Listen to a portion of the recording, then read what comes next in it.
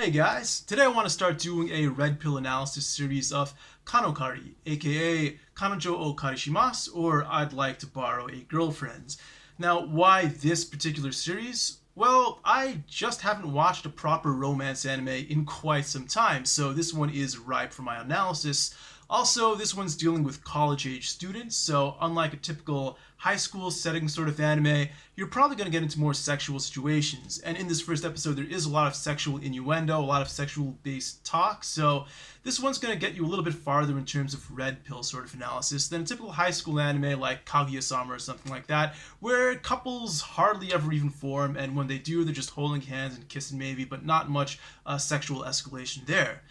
Now, this first episode, let's get right into it. I want to talk about the two main girls who were introduced here. The first one being Mami. She is the ex-girlfriend of Kazuya, his first girlfriend, and then there's the rental girlfriend, Mizuhara.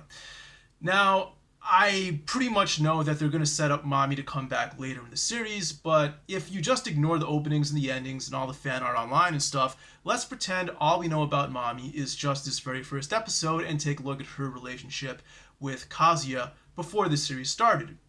Basically, what Kazuya said happened is they went out for about a month, and in that 1 month, nothing physical happened, and eventually she left him for another guy. So what can you infer from this? Well, there are a few ways to look at this. First of all, you could say that Mami perhaps was never actually romantically interested or sexually interested in Kazuya. One assumption you can make is that she was just using him for attention, or she was just using him for money, or a combination of the two. You know, this is a fairly common thing, the what you would call in red pill analysis as alpha fucks beta bucks, or alpha seed beta need.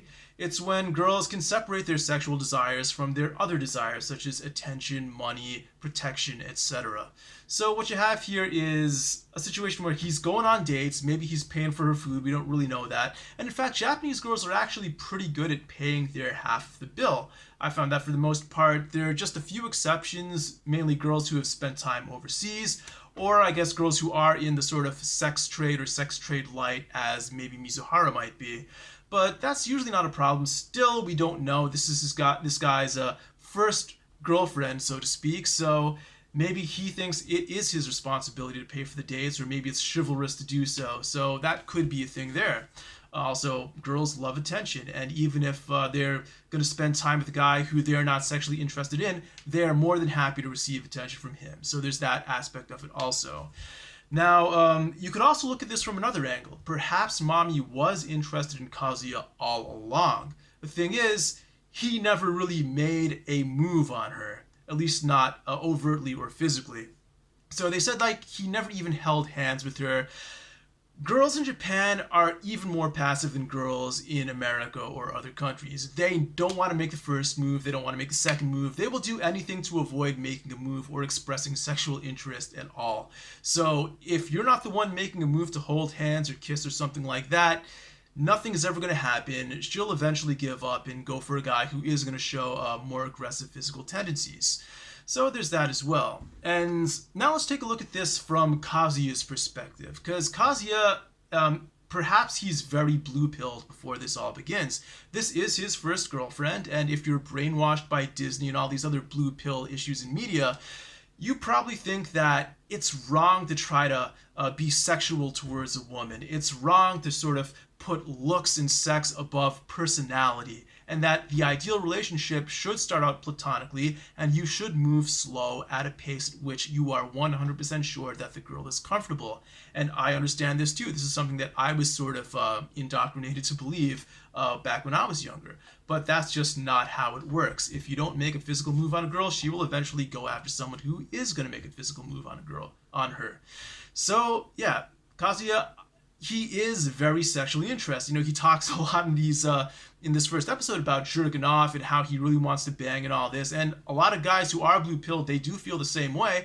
But on the other hand, when it's time to actually get with a girl, they don't know how to make a move. They're afraid to make a move because that's what they're conditioned to do. And he's still young. You know, these characters, they are first-year college students. Kazuya is 20 years old. The other girls are 19 because Kazuya did spend a year studying extra to get into college as a Ronin, as they call him. But yeah, He has no experience, and so he's making a common mistake that I think a lot of guys have made. Perhaps it's not uncommon that the first person you've considered a girlfriend is someone who you didn't actually have much or any physicality with. In my case, basically the first person I ever considered to be a girlfriend is someone I mainly interacted with online through like AOL Instant Messaging. So yeah, I quickly learned that physicality is much more important than, the media would have you believe, and that you're indoctrinated to believe by a lot of the usual romantic catchphrases and aphorisms that you hear from girls and that you hear from Disney movies and all that. Now let's take a look at Mizuhara. All right, so she is what I consider to be a sex worker, and sex workers come in a lot of tiers in Japan. It's not just all flat out sexual prostitution. There are lighter versions of prostitution. There is what in this case we might call compensated dating, or as it's called in Japanese, enjo kosai. It's basically when you're paying girls to go on dates, and this also is not uncommon. I don't know anyone who has actually done this personally, or at least I don't know anyone who's admitted to it, but I know very much for a fact that it exists, and it's estimated that something like 10 to 20% of Japanese high school girls have actually engaged in this trade. So while it's not overtly sexual, although I mean, if you pay the girls enough, many of them probably would, but the idea is that you're just paying for their company, maybe holding hands a bit. That's what Mizuhara does in this episode. Like you find out, she's holding hands with basically every guy, but it doesn't appear to go beyond that physically. Now, alright.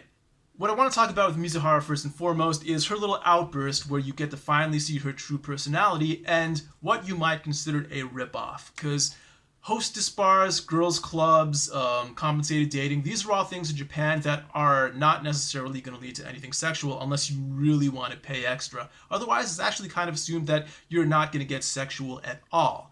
So when Kazuya starts realizing maybe he's getting ripped off here, and he starts to bring this topic up with Mizuhara, Mizuhara responds in a very interesting way, and in a way that I would actually agree with.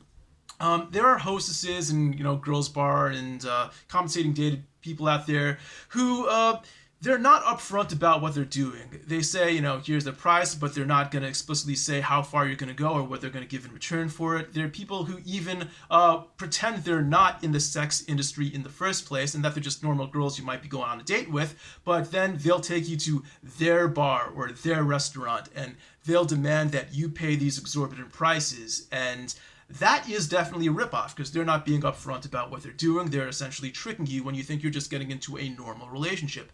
But that's not what's happening here. Mizuhara explicitly puts her price on the website. She lets you know what you're getting into by going out with her and paying that price. And so who's to blame for this ripoff? Because it definitely is a ripoff. Nobody should be paying the effective like 5,000 yen per half hour to be going out with a girl, basically $50 an hour in US dollars. $50 per half hour, that is, to be going out with a girl. He's paying like $300 a date just to spend time with a girl who's not putting out and he at most is going to hold hands with. Where's the ripoff here? Yes, that is definitely a ripoff, but whose fault is it? It is the guy's fault. If you know up front what you're going to get and you pay into it anyway, you are the fool, you are being ripped off, and you only have yourself to blame. Like she said, she's the one who is showing up, she is the one that you came to, she's the one who's providing the exact services that she promised to perform, so who's to blame? It's the guy for being a simp.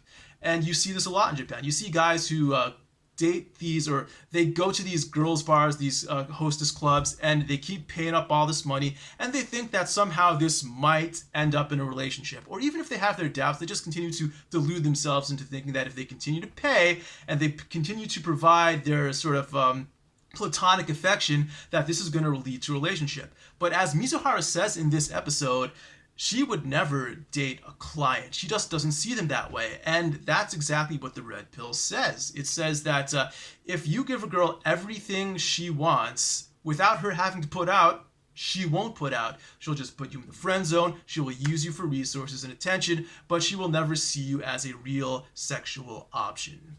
So that's basically all I want to cover in this first episode. And like I said, yeah, we're definitely going to get to see more of Mami later in the show. We'll probably get some explanations of why she broke up with Kasi in the first place, or what her true opinions are of Kasi in the first place. It also appears she has some personality issues, so maybe that plays into it as well. But that's all the analysis I want to get to for today, and see you with episode 2. I think I'm about 3 episodes behind the current airing schedule, so I'll try to get these done fairly quickly.